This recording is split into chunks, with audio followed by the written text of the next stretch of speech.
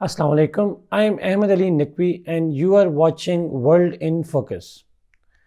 नाज़रीन, आज के इस एपिसोड में हम जो अभी एग्ज़ाम हुआ CSS 2024 के अंदर, उसके अंदर जो करंट फेज़ का पेपर था उसके वाले से बात करेंगे। उसके बाद हम पाकिस्तान फेज़ के पेपर की बात करेंगे नेक्स्ट एपिसोड में, और उसके बाद हम पॉलिटिकल साइंस और IR के जो पेपर्स हैं इनको एनालाइज़ करेंगे वन बाय वन।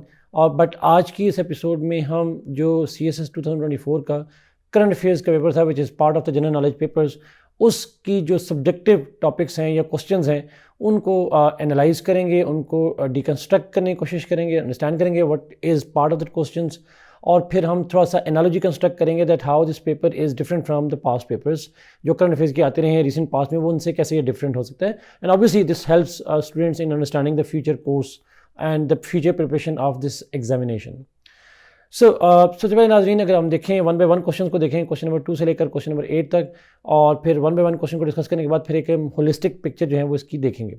तो सबसे पहले क्वेश्चन 2 पे जाते हैं। जो क्वेश्चन 2 है उसके अंदर अगर आप वर्डिंग देखें तो उस क्वेश्चन 2 के अंदर जो मेन क्वेश्चन पूछा गया है that is about the new provinces in Pakistan. और इस हवाले से अगर आप क्वेश्चन की वर्डिंग देखें तो उसके अंदर लिखा हुआ है दैट किस तरीके से पाकिस्तान के अंदर जो न्यू प्रोविंसेस की क्रिएशन है उसके हवाले से डिमांड तो आ रही है डिफरेंट सर्कल से, but the main question is के हाउ यू यानी as a student you see that जो क्रिएशन ऑफ न्यू प्रोविंसेस है how can it be beneficial for the people of Pakistan और it could be harmful for Pakistan. और उसमें लिखा हुआ है कि आपने सॉलिड जस्टिफिकेशन से इसको एक्सप्लेन करना है।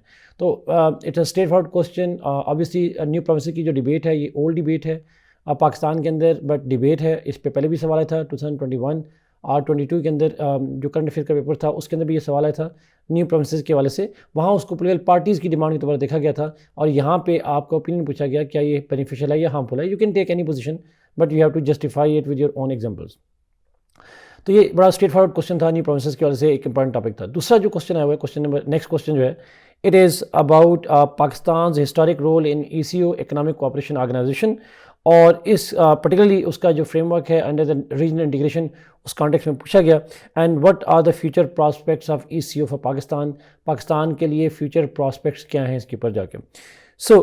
पाकिस्तान का एक तो रोल पूछा गया ECO में और उसकी रीजनल इंटीग्रेशन में जो पाकिस्तान का रोल है, और साथ में इसके अंदर पाकिस्तान के लिए फ्यूचर प्रॉस्पेक्ट क्या हैं, पोटेंशियल बेनिफिट क्या हो सकते हैं, वो पूछे जा सकते हैं। ऑब्वियसली ECO की जो डिबेट है कोई बहुत हार्ड डिबेट तो नहीं थी, बट 2023 के अंदर ECO का समिट मीटिंग हुई और उसके अंदर पाकिस्तान के जो इंटरिम प्राइम मिनिस्टर थे अनवर अल काकर साहब, उन्होंने भी पार्टिसिपेट किया था।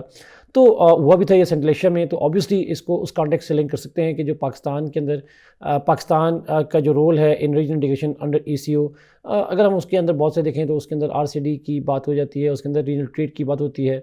Integration obviously could be economic, political and security integration, and ECO चूँकि प्राइमरली इकोनॉमिक है तो हम इसको इकोनॉमिक और पॉलिटिकल की हद तक रखेंगे। सिक्योरिटी की डिबेट शायद ज़्यादा डिबेट इसमें नहीं होगी। और फ्यूचर प्रॉस्पेक्ट मतलब पाकिस्तान के लिए क्या बेनिफिट हो सकते हैं, तो ऑब्वियसली हम पाकिस्तान की सेंट्रल एशिया के साथ जो रिलेशन हैं या मिडल ईस्ट के साथ या इस सेंस में जो पाकिस्तान के वेस्टर्न बॉर्डर्स हैं और नॉर्दर्न बॉर्डर्स हैं उन हवाले से इसकी जो ट्रेड बेनिफिट है, और particularly since SAARC is defunct, तो सार्क जो हमारा ईस्ट की तरफ का रीजन है वो डिफंक्ट है सार्क ऑर्गेनाइजेशन, तो वेस्ट की तरफ प्रॉस्पेक्ट किस तरह से बन सकते हैं इसको उस एंगल में बात करनी थी। The next question is on critically evaluate the Pakistan US relationship और अंडर प्रेसिडेंट बाइडन, और पर्टिकुलरली जो बाइडन की इंडो पैसिफिक पॉलिसी है उस कॉन्टेक्स्ट में इसको एक्सप्लेन करना था। बाइडन एडमिनिस्ट्रेशन का हुए 2021 में बाइडन एडमिनिस्ट्रेशन आई थी, और उस पिछले 3 सालों में 2.5-3 सालों में जो भी पाकिस्तान US रिलेशनशिप के अंदर डेवलपमेंट हुई है उसके वाले से बात करनी थी। And when the word was used Indo Pacific, आसान समय जो US बाइडन एडमिनिस्ट्रेशन की जो चाइना के वाले से पॉलिसी है, जो इंडिया के साथ उनका क्लोजिंग अलायंस सिस्टम है, इन दो कॉन्टेक्स्ट को लिंक करना था कि उसका पाकिस्तान US रिलेशन पे क्या फ़र्क पड़ेगा। आसान समय पाकिस्तान US की जो चाइना के साथ राइवलरी है उसका पाकिस्तान पे क्या इम्पैक्ट होगा, और जो US की इंडिया के साथ अलायंस सिस्टम है उसका पाकिस्तान पे क्या इम्पैक्ट होगा। It is again very expected topic, और इस एंगल में ये सवाल पूछा गया। ऑल्दो ब्रॉडली इंडो पैसिफिक की पॉलिसी की बात की, बट इंडो पैसिफिक के अंदर ये 2 ऐसे वेरिएबल्स हैं जो पाकिस्तान US रिलेशन को इफेक्ट करते हैं, और इस कॉन्टेक्स्ट में ही इस क्वेश्चन को अटैम्प्ट किया जाना था। देन सऊदी अरबिया का हवाले से लिखा गया Saudi Arabia and Iran both are very important and significant for Pakistan foreign policy. Pakistan किस तरीके से क्वेश्चन में पूछा गया कि फ्रेंडली रिलेशन रख सकता है between Saudi Arabia and Iran, specially in the context that जो रिसेंटली चाइना ने मीडिएट करवाया बिटवीन बोथ दी स्टेट्स। तो 2023 के अंदर हम देखते हैं कि US चाइनीज़ ने मीडिएट करवाया between Iran and Saudi Arabia.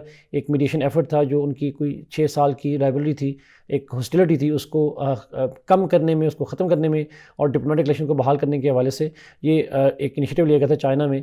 But obviously question को उसमें पूछा गया कि चूँकि चाइनीज़ ने मीडिएट करवाया है और पाकिस्तान के लिए वैसे भी ईरान बहुत इंपॉर्टेंट है, सऊदी अरब बहुत इंपॉर्टेंट है, तो चाइनीज़ भी इंपॉर्टेंट है, तो किस तरीके से पाकिस्तान इस चीज़ को बेनिफिट ले सकता है कि इस रिलेशनशिप, इस जो कॉर्डियलिटी डेवलप हुई है ईरान सऊदी अरब में with the help of China, how can it be beneficial for Pakistan, और पाकिस्तान के लिए वो क्या जो है वो बेनिफिट दे सकता है, एंड पाकिस्तान उसके लिए कैसे एक डीहाइफिनेटेड किस्म की अप्रोच जो है वो मेंटेन कर सकता है between both these brother states. फिर अगला क्वेश्चन है question number 6 which is global context में पैलेस्टाइन कॉन्फ्लिक्ट जो लॉन्ग स्टैंडिंग इशू है यूएन की टेबल के ऊपर, discuss it's recent escalation since अक्टूबर 2023 जब हमास का अटैक हुआ था 7 अक्टूबर को, and critically assess the big पाज रिएक्शन टू इट। उस वार को एनालाइज करना है, ऑब्वियसली उसकी जो पॉलिटिकल डायमेंशन है, उसकी जो सिक्योरिटी डायमेंशन है, उसकी जो सोशल डायमेंशन है, उसकी बात करनी है, और जो बिग पावर्स का रिएक्शन है, रिएक्शन से मतलब ऑब्वियसली उनके रिएक्शन को भी देखना है और उसको एनालाइज भी करना है कि जो रिएक्शन है वो क्यों है, और स्पेशली वेस्ट की बात की जाए, ये बिग पावर में यूएस की बात की जाए, चाइना का रोल जो लिमिटेड है, रशिया का एक लिमिटेड रोल है, बट जो मेजर पावर्स हैं ऑब्वियसली वो यूरोपियन और वेस्टर्न पावर्स हैं, उनके वजह से उनका क्या रोल रहा है, और स्पेशली यूएस के रोल को जो है वो क्रिटिकली एवेलुएट करना है इस क्वेश्चन के अंदर, which was again an expected topic in that way. 2 part थे इसके अंदर। Next question number 7 is evaluate the implications of Ukraine war on the Russia Europe energy relations. Again ये जब से यूक्रेन वार शुरू हुई है उसके बहुत सारी डायमेंशंस थी। 2022 में और 23 में हमने देखा कि उस पर जो सवाल आए थे वो यूक्रेन वार को पाकिस्तान से लिंक किया गया था, पाकिस्तान की फॉरेन पॉलिसी और कॉन्सिक्वेंसेस के सेंस में, बट इस दफ़ा क्वेश्चन को उसने ग्लोबल एनर्जी रिलेशनशिप के साथ किया और पर्टिकुलरली रशिया यूरोप के जो एनर्जी रिलेशंस हैं उसको उसके साथ रिलेट किया गया। तो ये एक एक्सपेक्टेड टॉपिक था यूक्रेन वार, और इसकी ये जो डायमेंशन थी it is a new dimension, but obviously ये डायमेंशन तो इस कॉन्फ्लिक्ट की है, but paper point of view से ये पहली दफ़ा पूछा गया सवाल, which is an again relationship between Ukraine war and it's impacts on energy relations in the Europe between Russia and Europe, उसकी इक्वेशन में बात करनी थी। Last question is on notes थे, 3 में से 2 नोट्स थे ऑब्वियसली करने थे, इनमें से एक था prospects of regional integration in south Asia. असल में रीजनल इंटीग्रेशन से मतलब है हम सार के रिवाइवल की बात कर रहे हैं, साउथ एशियन रीजन की इंटीग्रेशन की बात करें, उसके प्रॉस्पेक्ट्स पॉजिटिवली भी ले सकते हैं, नेगेटिवली भी ले सकते हैं, एक ऑप्टिमिस्ट व्यू भी हो सकता है, पेसिमिस्ट व्यू भी हो सकता है, या दोनों को बैलेंस करके किया जा सकता है। दूसरा है UN efforts for nuclear non proliferation. हमने देखा कि लास्ट 2-3 सालों में नॉन प्रोलिफरेशन की वजह से काफ़ी ज़्यादा चैलेंजेस का सामना करना पड़ा। इंटरनेशनल नॉन प्रोलिफरेशन ट्रीटी से विड्रॉ किया गया, सस्पेंड किया गया, ईरान का न्यूक्लियर प्रोग्राम, नॉर्थ कोरिया का nuclear programme, they all are challenges to the non proliferation, और उसमें जो यूएन के जो एफर्ट्स हैं उसके वजह से एक डिस्कशन जो है वो पूछी गई। लास्ट है climate change and big powers role. Big powers role 2 तरह से है, as a part of the problem and second as a part of the solution. How big powers are contributing to worsening the global climate change and global warming, and how they can find a solution to that aspect as well. तो ये 2 aspect के ऊपर बात करनी थी इस last note के अंदर। ये तो हो गया इंडिविजुअल पेपर एनालिसिस नाजरीन, बट अब हम आते हैं कि कलेक्टिव होलिस्टिक एनालिसिस अगर हम करें इस सारी डिस्कशन का, तो होलिस्टिक एनालिसिस में अगर मैं बात आपसे कहूँ तो पिछले पैटर्न से थोड़ा डिफरेंट था। इसमें अगर आप देखें तो 3 क्वेश्चन ऐसे हैं जो कि ग्लोबल डायमेंशन में है, यूक्रेन वार वाला प्लस जो नोट थे वो तीनों के तीनों पाकिस्तान से रिलेट नहीं कर रहे थे, और ऑब्वियसली एक और जो सवाल था that was about the Palestine conflict. ये तीनों सवाल जो हैं ये ग्लोबल पर्सपेक्टिव में पूछे गए।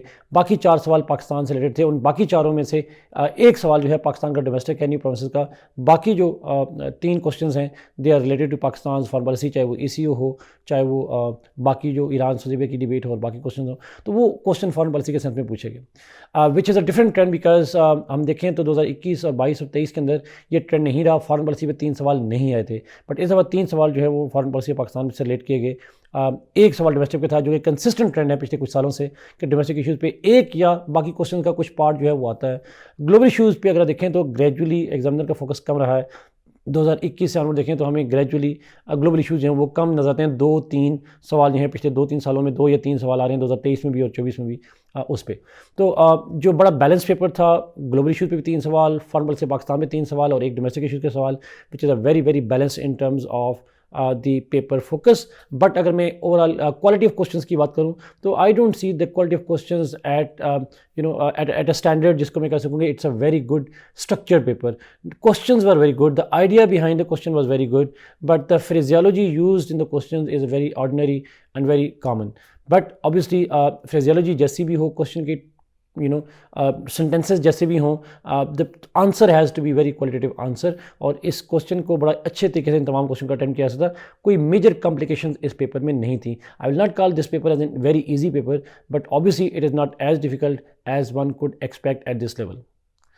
I hope this analysis help you in your own understanding of this issue, और जो पेपर दे चुके हैं उनको भी हेल्प मिलेगी in understanding their own answers and evaluating their own answers. Thank you so much. अगले एपिसोड में इंशाल्लाह हम पाकिस्तान अफेयर्स के पेपर को इसी तरीके से एनालाइज करेंगे। अल्लाह हाफिज़।